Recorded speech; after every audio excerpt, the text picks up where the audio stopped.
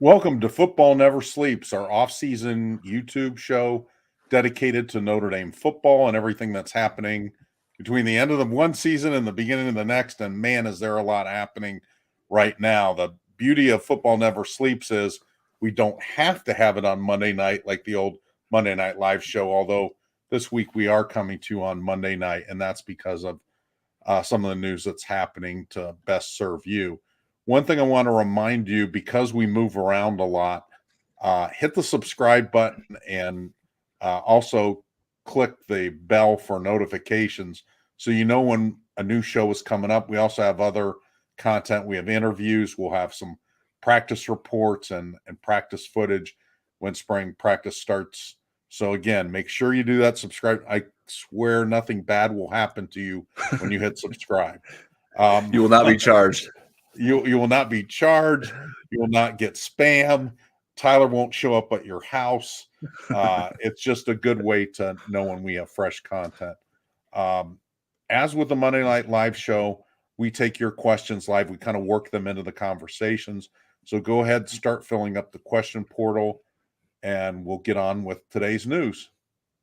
Yeah, and thanks to Southside Irish and John Dillon for submitting questions ahead of time. We appreciate that. If you are someone who's not sure if you can make it live, but want to get a question answered, you can go ahead and submit questions ahead of time. That's another reason to subscribe and put the notifications on so you can get in there early.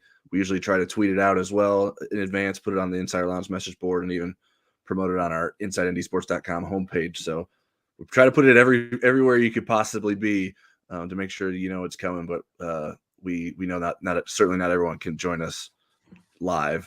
So we appreciate everyone who does join us live and sends questions, and we'll get to them throughout the show. So make sure you keep sending those in. But I think we have some pretty easy and obvious places to start today, Eric. So go ahead and set us up for the latest news as it regards with Notre Dame football. Well, we're going to start with Harry Hiestand retiring from his position at Notre Dame's offensive line coach again. This is the second time he retired. The first time he retired from the Bears. This time he retires from Notre Dame. It was his second tour of duty. It only lasted 13 months. He dropped the announcement, or at least Notre Dame dropped the announcement just before kickoff of the Super Bowl. And I'm not complaining, but I saw the last 2 minutes of the game. So because that's how important this position is for Notre Dame, and that's how much Harry Hiestand gave to the position. It was curious timing. Harry cited family considerations. He's got 4 basically adult children. His youngest is Sarah, who is through her freshman season at Illinois as a soccer player there. She'll be a sophomore. He's got 3 sons as well. And his wife, Terry, I kind of went back to my interviews with, we don't get him very much with Harry. And he was so excited to be back in February when we talked to him. And he did mention in the 2 years that he was out of football that he did get a lot of time to spend with his family, and that he did really enjoy that. Sarah at the time was still at St. Joseph High School playing sports, and Harry lived locally. And then they got a place out in Colorado so they could see one of his sons they all start with M. Mark is the Air Force player. Yeah. Air Force player. And then one of his sons was also coaching at with the Denver Broncos at the time. He's with the Chargers now. That's Mike.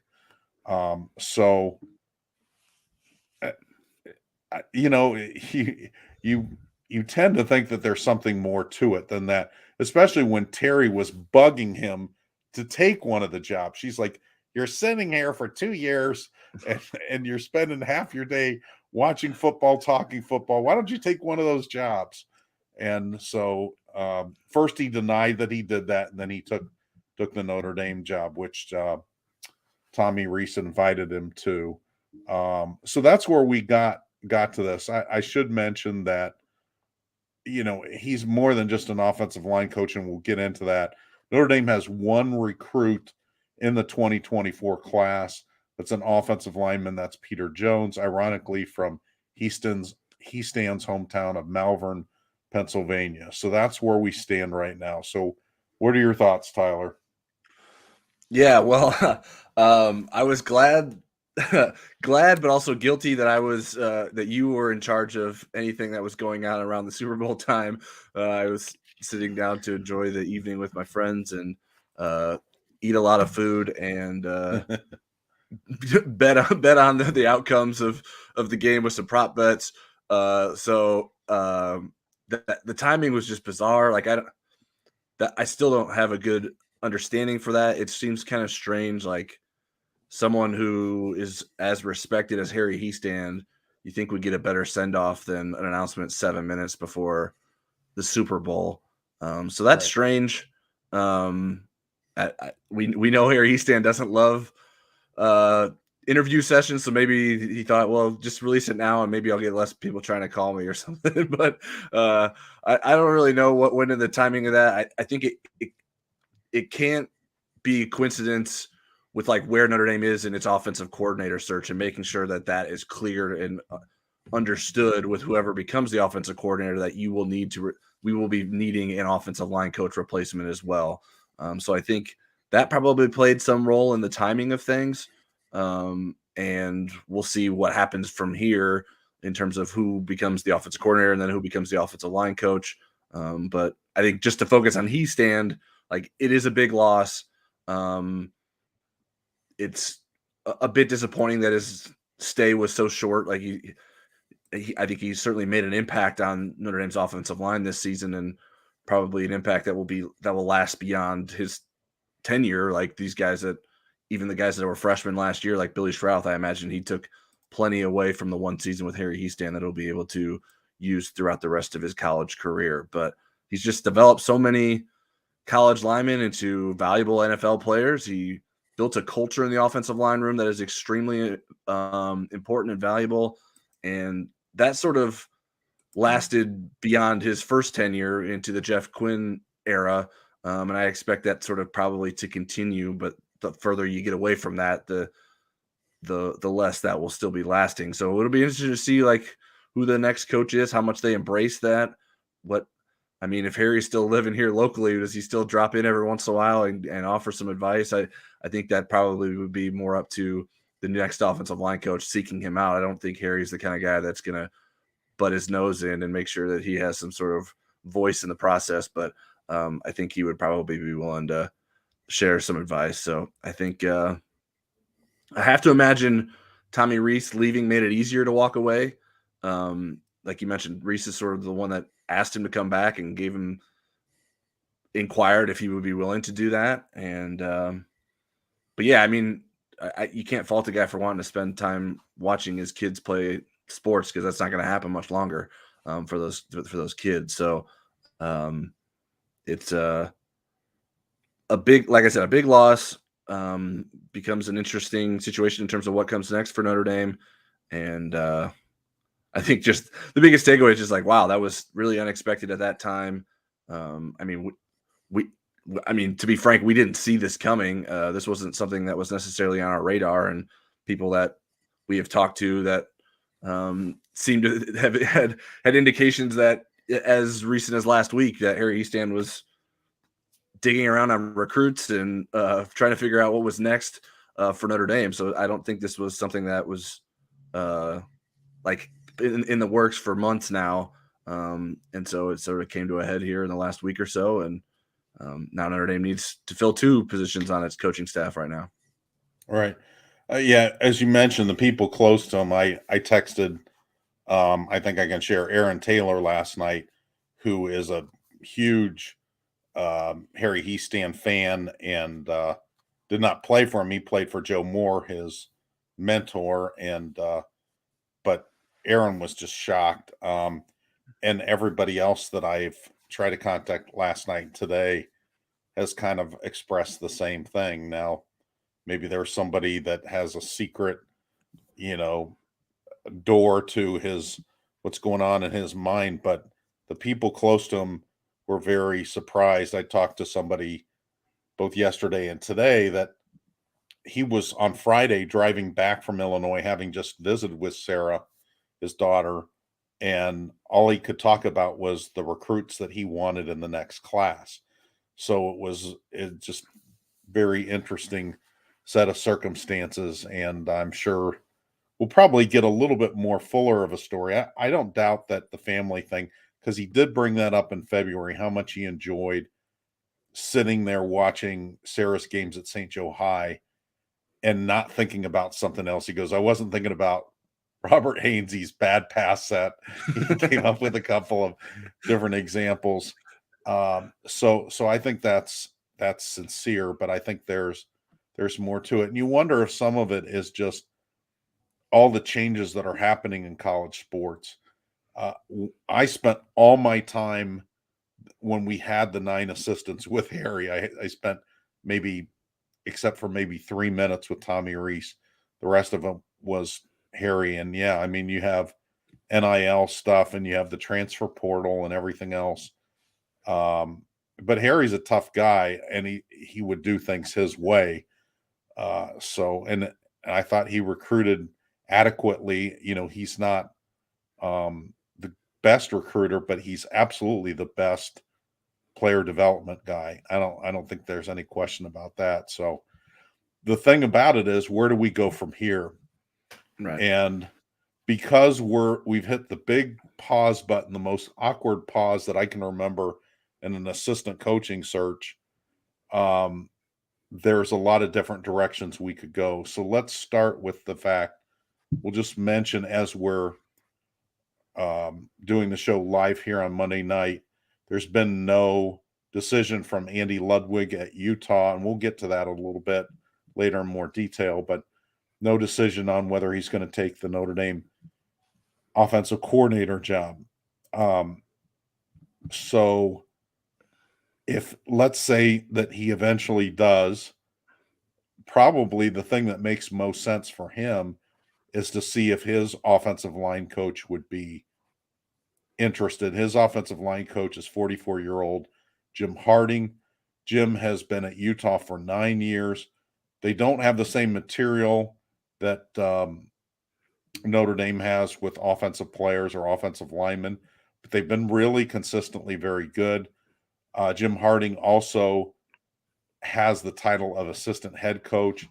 If Andy came without him, I think Jim Harding has a pretty good inside track to be the next Utah offensive coordinator. He's got coordinator experience. He also has Midwest ties. He's from Maumee, Ohio. Yes, I said Maumee, which is near Toledo. Graduated from University of Toledo and has a master's from Missouri. So what do you think about that scenario? If Andy Ludwig comes, do you think that's maybe the best case scenario here? I don't know that I would need to spend more time. I mean, I haven't spent enough time researching who would potentially make sense with Andy Ludwig. I mean, we're it's hard to know Andy Ludwig well enough to get a good enough understanding of, say, okay, which offensive line coach would match with. I mean, he hasn't even, especially when he hasn't job. said yes yet. Right. So it's hard to sort of get too far ahead of that. Certainly someone that he has experience with and knows well, I think that makes sense. And they've had success certainly at Utah with rushing for 200 yards per game in 3 of the last 4 seasons. So if that's what Andy Ludwig wants, I don't think that Notre Dame would necessarily shoo that away or be against that. It does seem hard to imagine why he would come to why would you come to Notre Dame as an offensive line coach when you could be Utah's offensive coordinator? That seems like a bit of a stretch to me. But again, we're talking about someone I know I've never spoken to. I don't even know if I've spoken to anyone who's spoken to him. So I can't speak for his mindset. But the opportunity don't to be an speak offensive unless you're spoken to first. The offensive coordinator at Utah seems to be a pretty good position with the way things have been going at Utah under Kyle Whittingham. So that'll be fascinating to see if that's what Notre Dame Ludwig tries to do if he takes the Notre Dame job. I think another name that's come up, and John Dillon asked, do you expect Chris Watt to be a serious contender to replace Harry Hiestand? Will it be the new offensive coordinator's call? I think it'll be the offensive coordinator's call. I think that's probably something that um, I'm not sure that the Harry's decision came Sunday. I think Marcus might have known of it when they went into interviewing Andy Ludwig, but if not, I mean, that's a conversation they would need to have. So is Chris Watt ready, is what John's asking. Well, let's take a look at Chris. He's former Notre Dame outstanding offensive lineman, played offensive guard on their 2012 team that made it to the national championship game. He was drafted by the Chargers, played 4 years in the NFL, played for Harry at ND. Harry was there in his last couple years, so 2012 and 2013. He has coached for 5 years. He was at Notre Dame as a grad assistant under Jeff Quinn for a couple years, got a full-time gig at Tulane, then got lured back to Notre Dame in 2021. Brian Kelly's last year, Jeff Quinn's last year, and then he was reunited with Harry for 1 year. I mean, the thing that you really like about Chris is he gets the culture, he gets the technique-driven teaching. The thing is, at 32, with only 1 year of full-time experience coaching the offensive line, can you turn it over to him? And I think ideally he would be the sidekick still and not the main guy. What do you think, Tyler? Yeah, I think it's hard to make that leap in my mind, given the position. Like, for instance, Chris O'Leary was someone that was a staff member that was promoted to being the safety coach at Notre Dame, but I don't think your like possibilities of getting a safety coach are the same kind of possibilities of getting an offensive line coach at Notre Dame. It's too coveted of a position to sort of settling is probably too harsh of a phrase for it, but I think you have to exhaust all your other possibilities before you promote someone who's a graduate assistant that doesn't have that much experience compared to the candidates that you should have at your fingertips as the Notre Dame offensive line coach. So that's the biggest thing that's the biggest reason I would be hesitant to sort of promote Chris Watt into the offensive line role, just because I think there's going to be so many experienced candidates that would be just as interested in that job and wanting to tripping over themselves to come coach Joe Alt and Blake Fisher. Yeah, no kidding. Jared Parker's probably like, "Hey, I'll switch from tight ends coach to offensive tackles coach. Do you want?" So yeah, I think that's my main hesitation. That's not to speak poorly of Chris Watt. I think he probably has a very bright future as an offensive line coach. I'm just not sure that he's ready to make that leap at Notre Dame right now. So I don't know, like we're getting at with Andy Ludwig or whoever becomes the offensive coordinator, what sort of fit would Chris Watt be with that offensive coordinator? That's it's hard to necessarily anticipate. I think that probably makes the job a little bit more attractive, that you could at least bring someone in with you that you maybe have a connection to, whereas otherwise you're just sort of coming in with guys that have probably more loyalty to Marcus Freeman or other people on the staff than they would have to you as the offensive coordinator. So I think that would be probably best for that offensive coordinator, or the most attractive part of the job. Not the most, a very attractive part of the job, to be able to bring in your offensive line coach and sort of define what that looks like and be on the same page with that person, rather than sort of making things work as is. Now, if you were inheriting Harry Hiestand, I think it's a little bit different. It's like, okay, I'll make it work if I get Harry Hiestand as my offensive line coach, but otherwise, I think the offensive coordinator is probably going to want to play a significant role in figuring out who should be the offensive line coach. So then the third alternative is to get somebody completely outside of Notre Dame. I mean, there's not a lot of Harry Hiestand clones out there. So you're not going to get everything that Harry embodies. I think what you would look for is somebody that is technique driven. I think that was the biggest criticism of Jeff Quinn and maybe why that experiment didn't work out as well. Jeff inherited the job from Harry, and then Harry followed Jeff back through the door. Right. So he was here for 4 years. But Jeff really admired Harry, and it wasn't like what he taught was in conflict, but Jeff was more of a rah-rah guy, and it wasn't the technique driven over and over again that Harry was a stickler for. So I think that has to be, whatever the blocking scheme is, I think that has to be part of what you're looking for. The culture was big.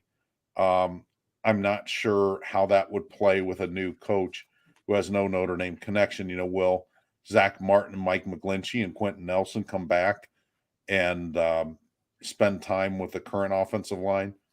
They might. I mean, they did a little while with Jeff Quinn, so we'll have to see. But this is a really important hire for Notre Dame. This is part of their identity. I used a quote that I used from, I plugged it into yesterday's story that I got from Mike Golick Jr. last January when Harry was hired. I want to read this because this really kind of embodies why this is such an important position. Mike says, one thing that was very clear from the first meeting with Harry and every day after that, he was my position coach, was being the Notre Dame offensive line coach meant something to him. The pride in this position at this particular school, because of the history and the players that have come before, he really wanted to emphasize that. He wanted us to have a sense of where we fit in the larger picture of what it meant to be a Notre Dame offensive lineman. And for us, that was powerful to have a guy who came in and immediately had this not only understanding, but reverence for a place where Joe Moore had a tradition and was such a strong voice and fixture back with Coach Lou Holtz. I think seeing the way he understood that immediately ingratiated us to him because he knew he was a guy, or we knew he was a guy who cared about this place as much as we did. So that's going to be hard to replicate for somebody that's coming in from the outside. Right. At least initially. Yeah, but I think it's easy to understand the history and tradition here, right? I mean, that's part of the reason you probably take the job. Now, obviously, you don't know all those people. Like, you can't just like reach out and say, "Hey, Ronnie Stanley. Hey, Zach Martin." Like, this is. Yeah. But I would imagine if you texted them and say, "Hey, I'm the new Notre Dame offensive line coach," they'd probably get back to you. So it's just it would be a little bit of a process there in establishing yourself, when obviously that new coach has things to worry about in terms of getting the current lineman ready. But I think that would be wise for whoever would replace Harry Hiestand to sort of embrace that and keep that going and make sure that that is an important part of embracing that role. Well, let's get one other thing that John Dillon asked related to Hiestand. What do you believe will be the effect of Hiestand's retirement on currently committed recruits, Peter Jones, and ones with current offers? And I can jump in here because I've talked to the recruits a bit more than you have. Go ahead. I don't think it'll. I mean, I think Peter Jones certainly liked Harry Hiestand a lot. I don't know that it will necessarily change his thoughts about Notre Dame. I think you always reserve judgment once you find out who the replacement is and get to know that coach. I think Harry Hiestand certainly had his preferences in the guys that they were targeting in the 2024 class, and that list was expanding this month, like sort of what we were getting at. Like, he was pretty active in expanding the offensive line board in recent weeks. So it's not like he was just like not interested in trying to better Notre Dame moving forward. We've seen 2 offers go out today to offensive linemen. So I think Notre Dame's recruiting staff, led by Chad Bowden, has made sure to Chad Bowden. I always mess that up every once in a while. To making sure that Notre Dame is actively pursuing guys and I'm heckling Tyler. I think we all can hear that. anyways, I think there's some certain guys that maybe Harry Hiestand wasn't convinced of or sold on in the 2024 class that I think maybe Notre Dame goes ahead and puts offers out to now. Harry Hiestand has sort of always been pretty particular in what he likes in offensive line recruits. I think sometimes there would be recruits that were highly rated nationally that maybe Harry Hiestand wasn't as high on, and maybe prioritize guys differently based on how he felt like they fit into his culture and would adapt to his coaching based on maybe talent. So I think the two guys we saw offers go out to are 4-star recruits. Brandon Baker out of Mater Dei High School. That's someone that Notre Dame had checked in on. Not Hiestand specifically, but Notre Dame staff was in at Mater Dei High School in California during January. And then Andrew Sprague in Kansas City, who appears to have been at the Super Bowl last night, big Chiefs fan, also received a Notre Dame offer. He's another 4-star offensive tackle. So I think Notre Dame is going to make sure that it's continuing to communicate with offensive linemen and make sure that they're in good shape. The good thing is that Notre Dame doesn't need a ton of offensive linemen in this cycle. I mean, they've been recruiting high numbers in the last 3 classes. So certainly we could see some attrition there that would require Notre Dame to continue to recruit more numbers. But I think 3 or 4 guys is probably the max in terms of what Notre Dame ends up with in this class, unless there's some significant shift in the depth chart and guys hitting the transfer portal. And you wouldn't think that would be like some mass exodus because most of those guys weren't recruited by Harry Hiestand, so they didn't necessarily come to Notre Dame for Harry Hiestand. They ended up inheriting him after being recruited by Jeff Quinn. So I think Harry Hiestand did a good job of understanding what he wanted to recruit and who to recruit, and the culture that he built at Notre Dame and the success that he had at Notre Dame allowed him to recruit successfully. But I don't know that you would. I think it's fair to say that Harry Hiestand wasn't necessarily like knocking down doors as a recruiter, was constantly communicating with guys. You hear from kids all the time saying, "Yeah, I got a text message from an email address that was Harry Hiestand." And that was how Harry Hiestand would text guys. He would do it through email. So that sort of gets to the technology difference and maybe not being as up to date that some of these kids are used to, and how recruiting operates. He has the least active Twitter account of a coach that I've covered in my 10 plus years covering Notre Dame. So there will certainly be a shift there in what that looks like. And I would anticipate, like, I've made this argument for years, like, if you can't recruit offensive linemen in Notre Dame, like, what are you doing? Like, that should be an easy thing. That's one of the easiest tasks in terms of recruiting that you can have. So I think Notre Dame shouldn't have a big slip up in recruiting unless it really fumbles this hiring. Before we move on to the waiting game, I got one other thing that I want to throw out there, and I didn't see it in the question queue, was what effect this is going to have on the current players.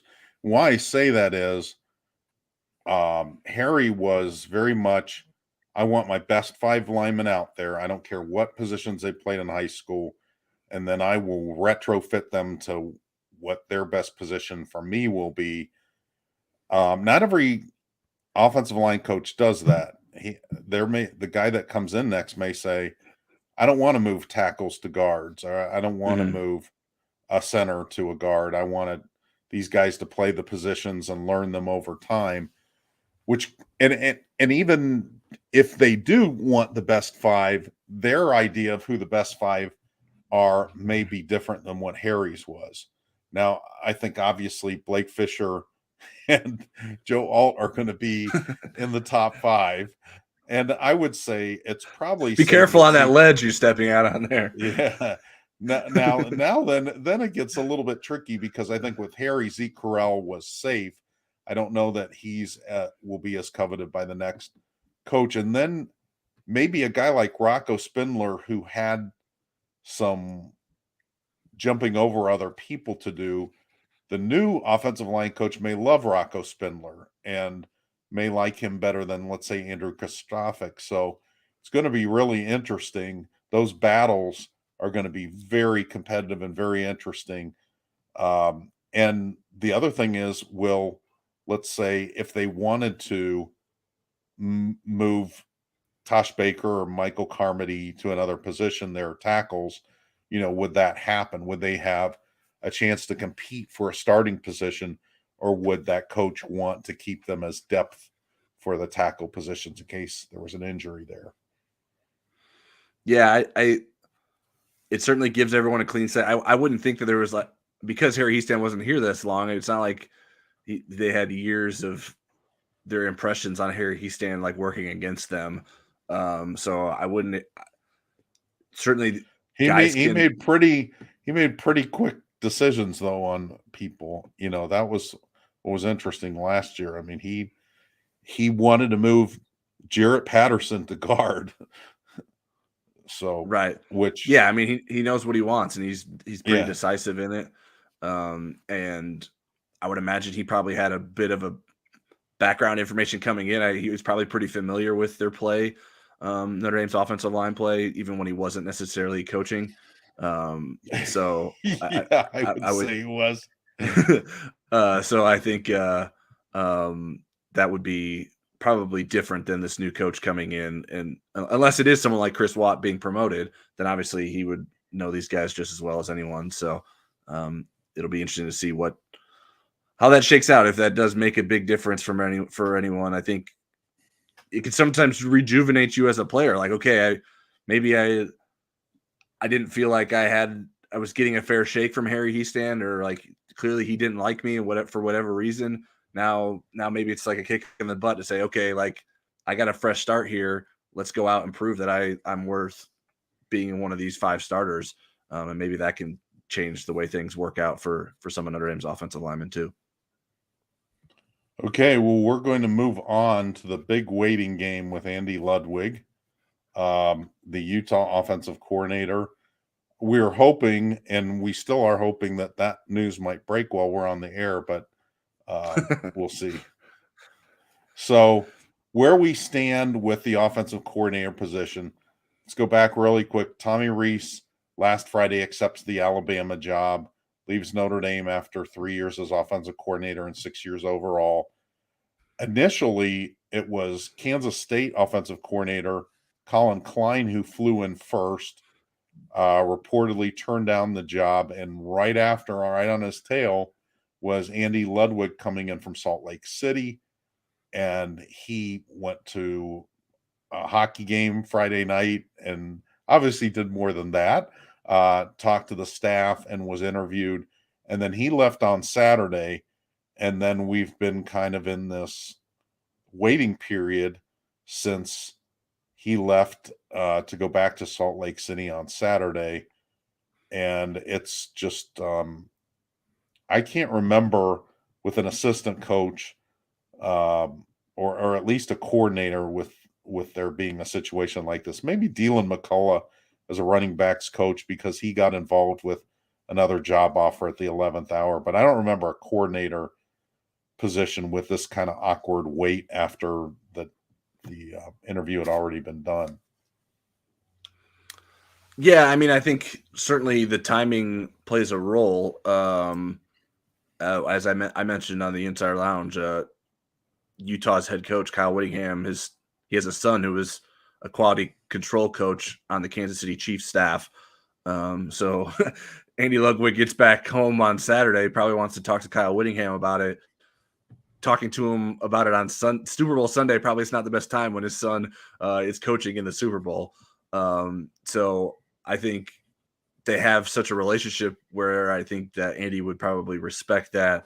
And I don't the Notre Dame doesn't have to be in a hurry right now. I mean, we're in a dead period. Certainly you want to get someone in place, but it's not like that Notre Dame's going to lose a lot of recruiting momentum in the meantime. Well, not just from recruits, but you want to get your playbook to the, you want Sam Hartman checking out the new playbook, don't you? I mean, yes, but I mean, Sam Hartman's played 5 years of college football. I'm sure he knows a lot of plays. I don't know that Andy. Okay, how about the guys that haven't, like the wide receivers? I think you have a little bit of time, but let's. Yeah, I mean, I don't know. I think Tommy Rees's offense is pretty expansive. That there's a lot of things that no matter who gets hired, like there's still going to be out routes, there's still going to be in routes, there's still going to be slant route. Like there's plenty of things you could do in the meantime without knowing the plays. And I don't know how much of that is actually like I don't know how much play. I mean, they call it installation in spring practice and in practice because that's what it is. They're installing the playbook. That doesn't happen in February. That happens in practice. So certainly you can have opportunities to study those things and become more familiar with it. But I don't know that 3 days is going to make a big difference in figuring that out. Now, obviously, if Andy Ludwig doesn't take the job and then the process prolongs, then you're getting into a longer process. But I don't know. I mean, so what are we at? Tommy Rees took the job on was it a Thursday or Friday? Friday. So we're not to 2 weeks yet. I think for some reason I seem to recall that Alabama's offensive coordinator search took 12 days. So that should give you a decent sense of how long this process and they were can take. Panicking. I was on an Alabama radio station, and the guy asked me if I thought Rees would take the job, and he goes, "Let me preface this." He goes, "If he doesn't, he acted like all hell was going to break loose," and I'm like, "Really? With Nick Saban? That didn't seem realistic." Yeah, well, I mean, I think their fans are pretty demanding and expect to get whoever they want whenever they want. So I think that probably would have been part of that. And I think Notre Dame fans can sometimes feel that way too. Well, I think the one thing where Notre Dame fans may be justified a little bit was there were some really good names out there, and now it seems that field has shrunk pretty significantly. So there's not a real obvious pivot point that gets you really excited. I think their worry is that Notre Dame would start looking at internal candidates, which I don't think would be the right move at this time. Yeah, so related to that, Craig Bolton asked if Ludwig declines, who do you think they talk to next? Well, it sounds like for whatever reason, the Sean Lewis thing wasn't a match. Maybe they revisit that. Brian Johnson seems like it's out. Everything that would take him to a different job seems to be happening, with the Eagles offensive coordinator taking the Colts head coaching job, and likely Brian being a very attractive candidate for the Eagles offensive coordinator job. I'm trying to think who's left there. Jason Candle. Jason Candle. Maybe you circle back to Jason Candle. That might be the next up on the list, or maybe somebody that wasn't even on the original list emerges. But I mean, I liked Andy from the start. That was one of the people that I really liked because he had been an offensive coordinator for so long at so many different places. And even like a crummy place like Vanderbilt, post James Franklin, they got markedly better on offense. They were awful. They were one of the 10 worst offenses when he took over. And when he left, they were kind of middle of the pack nationally in offense. And that's pretty impressive. Wisconsin, they got markedly better. Utah, this time, his third time there, they got markedly better. And he's coached in the Midwest. He's coached difficult places. And I like what Utah's done, and I like what they did, in terms of putting points up on the board against USC and Ohio State and Penn State in the Rose Bowl. So, I liked him from the start, and if they don't get him, then it'll be interesting to see where they turn. I guess we may have to answer that question here soon, but right now we're still waiting. Yeah, I would. I mean, I think Candle and Lewis would make sense in terms of guys that Notre Dame would maybe turn to. I think there was a report today that Joe Moorhead has signed a contract extension. Right. So that would seem to indicate that he's not waiting around to see if this is a possibility for him. We hadn't heard anything that he was an obvious name in terms of a candidate, but we hadn't heard anything in terms of Notre Dame pursuing him. And I would think if he felt like that was still out there, he wouldn't necessarily push forward with a contract extension. The Candle thing's interesting. He still is like a Miami offensive coordinator candidate, and that hasn't been resolved yet. They still don't have an offensive coordinator. So that makes me wonder if he's sort of waiting to make sure that this isn't an actual option at Notre Dame. Maybe he just decides to go back to Toledo anyways, but as the head coach. So I think that's why I wouldn't be surprised if Notre Dame circled back there, because it seems to indicate that he's waiting for something, and I don't know what else that would be at this point. So those would be the guys. But yeah, I think we probably have to look at other options. I don't know. There aren't other guys that come to mind right now, but I'm sure that Notre Dame has other guys in mind that it can pivot to if this doesn't work out. Okay, we will move on then to another hiring, and this was a little bit under the radar, just based on the offensive coordinator search. But Notre Dame hired Max Bulla to replace James Laurinaitis in coaching linebackers as a graduate assistant coach. Really, Al Golden, the defensive coordinator, is technically the linebackers coach, but in talking to the players and people around the program, the day-to-day functioning of the linebacker room was led by James Laurinaitis. Max Bulla, I like this hire. Just turned 31 years old, former Michigan State standout. He's got Michigan State bloodlines and Notre Dame bloodlines. Was a graduate assistant at University of Cincinnati in 2019 after 4 or 5 years of knocking around the NFL as a player and a practice squad guy. And then the last 3 years, he's been the assistant linebackers coach at Alabama in a graduate assistant role. So I really like this. Curious what your thoughts are, Tyler, and the significance of this hire of Max Bulla. Yeah, I mean, I think it makes a lot of sense, and I think it's important because of what we said about the responsibilities that James Laurinaitis was given. I would expect Max Bulla to be given the same sort of workload, and Bulla has more coaching experience than him, so I think he should have at least a foot up there and be familiar with this, having done it for the last 3 seasons at Alabama, and then was also a GA for Marcus Freeman's defensive staff when Freeman was the defensive coordinator at Cincinnati, and so there's connections there. Mike Mickens and Brian Mason were also on that Cincinnati staff, so I think that should make the transition a bit easier for him, knowing that he knows some guys on staff. I know we've talked about the possibility of there being an extra assistant added to coaching staffs across the FBS with the NCAA's approval. And I would think that this linebacker position would be probably first in line to get that job if that goes through. And then Notre Dame can obviously choose how it wants to handle that. But I would think that this would be at the top of the list, unless there's something different that goes on with how the offensive coordinator job shakes out and they end up with an offensive coordinator who isn't a quarterback's coach or something. There's certainly other possibilities, but as it stands now, I think that probably would make the most sense.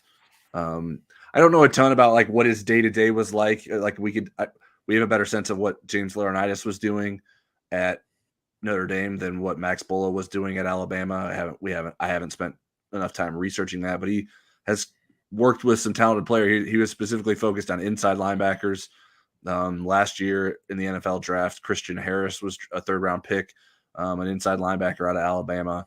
And in this year's draft, Henry To'o, I'm not sure how to say his name, is projected to be a potential 2nd-day pick in the draft. So he's worked with some talented guys that helps. Certainly experience as a player himself. And then the familiarity with Notre Dame, I think, helps a bit too, with the family ties, playing against Notre Dame as a Michigan State player. So being familiar with the Midwest. So I think a lot of things to like about his addition, which we don't necessarily talk a lot about graduate assistant additions, but I think this is one that is worth discussing. Right. He doesn't have the playing career resume that James does. He has a little bit more coaching experience, though, and so I think those kind of balance out. But I like that hire. The Bullas are, I mean, I've been covering football a long time. I can remember his dad and not so much his grandpa playing, but his grandpa coaching, Hank Bulla. So yeah, I like that move.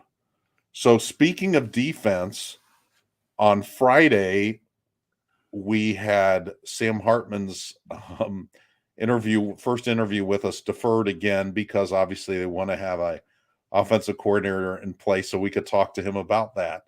But we did get the defensive newcomers, or at least most of them. We got the 2 defensive transfers, and then we got several of the freshmen. And I know that you talked to JJB, which is, say it. What's JJB stand for, Tyler?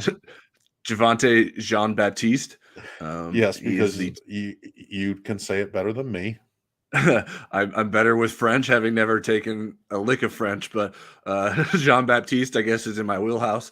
But yeah, we got to talk to him. He was interesting. I mean, the funniest thing was that he's a big fan of riddles. And so we sort of put him on the spot, and he gave us a riddle. Came up with one. And you remember what it was? Yes, I do remember what it was, and I'm fairly certain I'm the first one that started saying the answer first, the correct answer. Okay. It's what is a three-letter word that starts with gas? Right. And the answer is car. So that was good. And then so I was joking with Thomas Harper, we were interviewing afterwards. I was like, so Javante gave us a riddle. Do you have one prepared? And he did have one. And I think Katie Lonergan, the sports information director with the football program, I think she might have fed him that one because she thought that maybe he was going to get asked that. I'm not sure because he looked right at her and she's like, tell him what I told you. And so his was something about what do you call a man with no nose?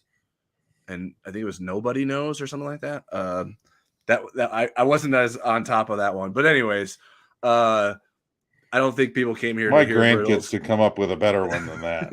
Well, riddles aren't his thing, so I'm not going to hold that against him. He's a reader. That was the funny thing in the conversation was how much more well-read he was than anybody that was interviewing him. It was pretty funny, including me. But I mean, somebody goes, "What's a self-help book?" Yeah. I was like, oh, I think it's kind of self-explanatory. Self-help is how you help yourself. But anyways, Javante Jean-Baptiste, he's not. He was asked, like, were you pitched to be a Viper? Were you pitched to be a field end? He's like, I was pitched to be a defensive end. He doesn't seem too concerned about which position he ends up playing. And so I think there's openness to him playing on either side of the line, depending on where Notre Dame needs him and where he can make the biggest impact. He certainly isn't the size of your typical field end. But I think that he's not even the size of Foskey. Yeah, well, Foskey's kind of a freak. Like, it's hard to compare guys to Foskey because Foskey isn't like a lot of guys. That's why he's a potential tall, wiry kind of build, I thought. Yeah, for sure, and it makes more sense as a rush end than someone that's going to hold the edge. But that's something he takes pride in, wanting to be able to do that. And so we'll see how he fits into the defense. Who else emerges there to compete with him? And I think as much as what he does will impact where he plays, is the guys that are also competing with him will impact where he's needed the most. And that the same kind of goes for Thomas Harper, who's come in as most likely a nickelback, but I think he's open to playing free safety. Notre Dame is as well, and they'll see where he fits and where he's needed. He really liked the opportunity of being a nickelback in this defense. He was a fan of what Tariq Bracy did this past season. He was asked if he's sometime too physical, and he really laughed at that because he has heard that said to him before.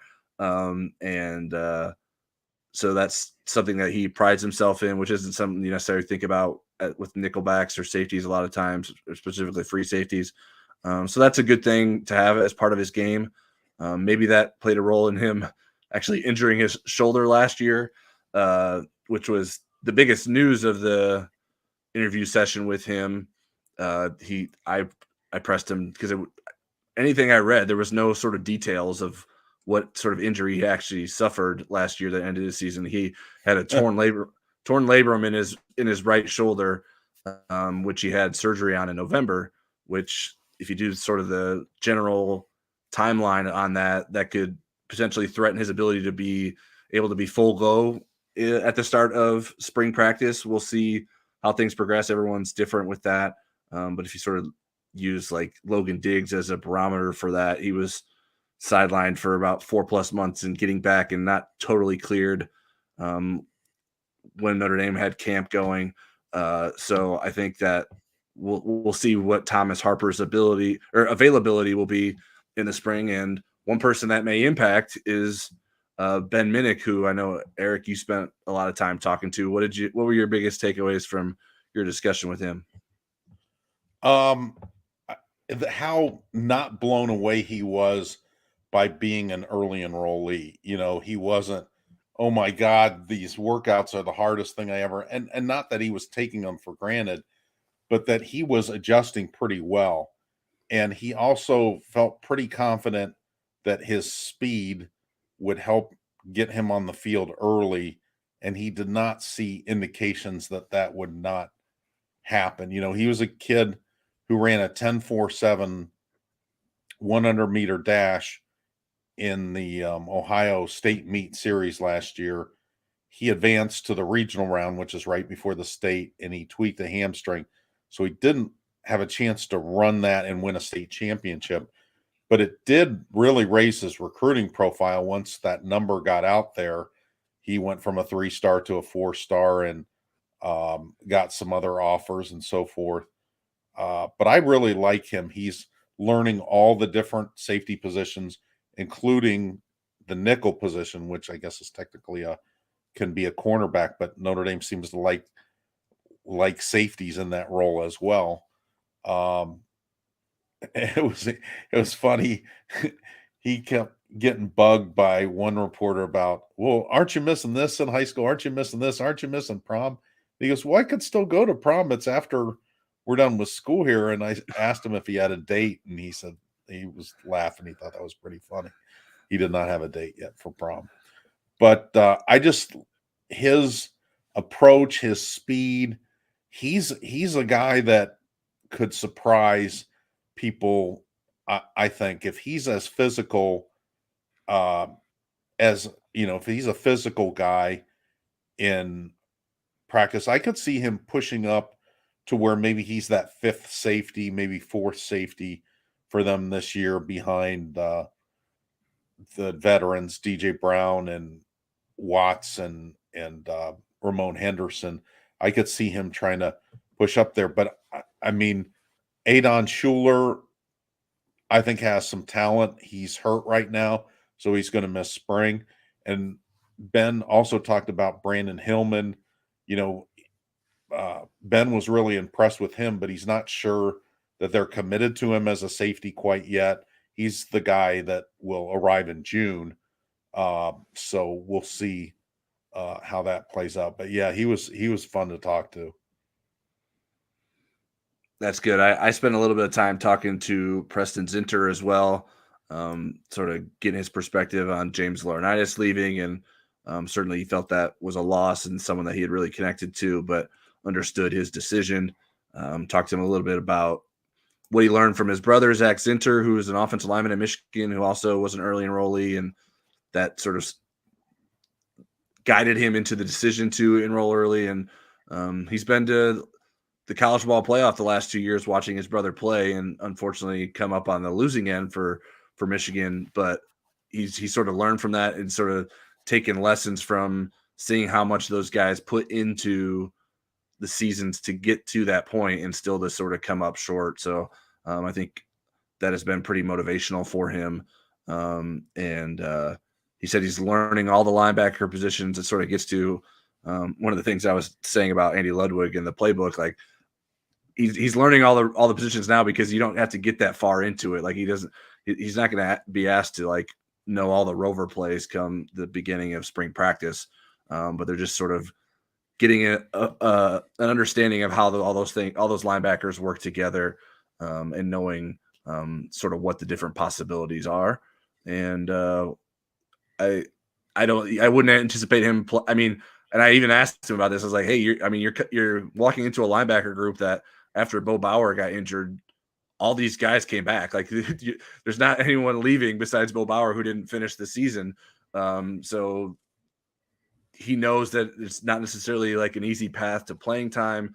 We'll work to try to figure out if he can get in there, but I think we'll have plenty of opportunities to learn, and he's already tried to soak up as much knowledge from those guys as he can. I would think ultimately Zinter's going to play inside, and I would think Drake Bowen too. And I did a story for tomorrow on Jaden Osbury, and he seems to think he will, at least at the beginning, that he's going to be a rover.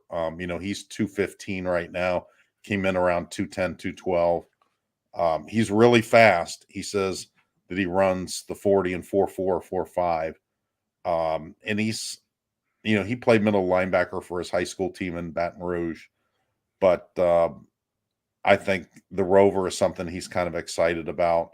And if Jack Kaiser, and I believe this is going to happen, Jack Kaiser wants to challenge the will linebackers and challenge to start there. And if that happens, then there's a more clear lane for Jalen Sneed and Nolan Ziegler and Jaden Osbury to maybe get on the field faster if there's a log jam at the will linebacker with Colley and Leafau and Kaiser. So from there, we're going to just talk a little bit about recruiting. I mean, no commitment watches right now or anything, but we do have some new Rivals 2024 rankings coming out. Today they counted down how many 5-stars? Tyler, do you remember? I think 17? 16 or 17? 17, I think 17. And a couple of Notre Dame targets were in there. Ryan Wingo, a wide receiver from St. Louis. Justin Scott moved up to number 8 in the country. He was number 11 before the defensive tackle. It sounds like he wants to take a visit to Notre Dame in April, but maybe Georgia will have a visit as well. And that recruitment will just take its time to kind of unfold. But I think Notre Dame is still in good position. And then the whole 240 will be released around noon Eastern time on Tuesday. So are we expecting Notre Dame fans to be happy with people moving up or throwing things at the computer? You know what? I'm not sure. I hadn't looked into it. I do have access to finding that out, but I didn't actually spend any time doing that. I know Kyle Kelly probably has a better idea where things are at. As he'll be writing a story about that on Tuesday. And we'll keep guys posted.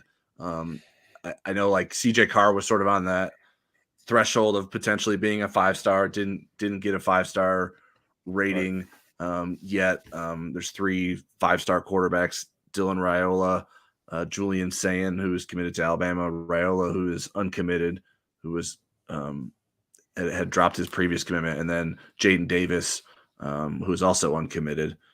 So there's 3 guys ahead of him in terms of quarterbacks, but he's right up there in the mix in terms of a potential 5-star. We'll see if he can push ahead. Is worth noting. It's a pretty overdue recruiting update. Like the last time the 2024 class rankings were updating, it was August. So they are.